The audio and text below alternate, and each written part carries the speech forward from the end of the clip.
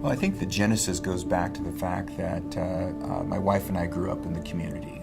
My wife volunteered here, and she worked here for over 13 years. We have 3 children. When we found out 15 years ago we were pregnant with our last one, the question was where we were going to deliver that baby. And my wife at that time was a potential high risk, and her OBGYN asked her to consider delivering at another facility. And for us, that wasn't even an option. It needed to be at Verdugo Hills, at our community hospital, and so we needed to be able to overcome any potential issues there were so that we could deliver here. One of those specific needs was to have a neonatal unit, just in case. We knew at that point in time that Verdugo didn't have one, and if I ever did come on board to become the CEO of this place and it didn't have it, then we would need to for sure make sure we would implement and put in place a neonatal unit. So I think it's become the expectation now that hospitals that deliver babies are much better served with a neonatal unit, and it foregoes the difficulty, if the baby has any problems, of having to transfer the baby without the mother. The new NICU is actually a level 2. Level 2 NICU specifically takes care of what I would consider the bulk of premature babies these days. Those are infants that are at 32 weeks gestation with a birth weight of 1,500 grams.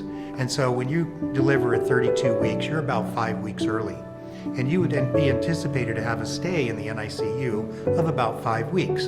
There was a time where mothers and babies were separated, sometimes for a significant length of time, especially if the mother had medical issues, her baby was transferred out, she couldn't see, hear, or touch her infant for many, many days. So having this newborn intensive care unit is a great advancement for the hospital and the community.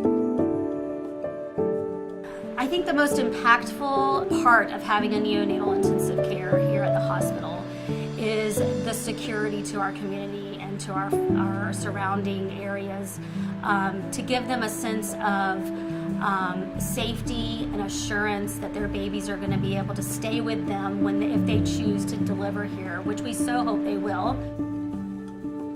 When we took a hospital tour with Terry Rice, we were told in January that there would be a brand new NICU on the 8th floor, and during that time we never thought we would need it. On the day that Scout was born, it was really horrifying in some ways and hard, but we were really comforted to know that we had the facilities here and I wouldn't have to go to another hospital to visit her.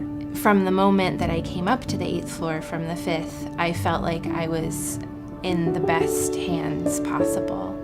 I mean, you have these beautiful rooms, you have one-on-one attention, you have your own private space, which is really helpful when you're learning to breastfeed in the NICU. It can be such a challenging, to say the least, journey. And that was the hardest part for me, was making that connection with my daughter, because there were so many barriers. Yeah, we use the NICVIEW camera constantly. My mother used it more than I did, which I'm a little embarrassed to say, but she had it open on her iPad at all times. By having the camera and having friends and family, we have a lot of friends who are far away and are really excited to meet our daughter. And when that first week was so emotionally draining, it was a way for our friends to chime in and be like, we saw a Scout and she was, she had her eyes open, and I'm so glad that I was able to see her in that way.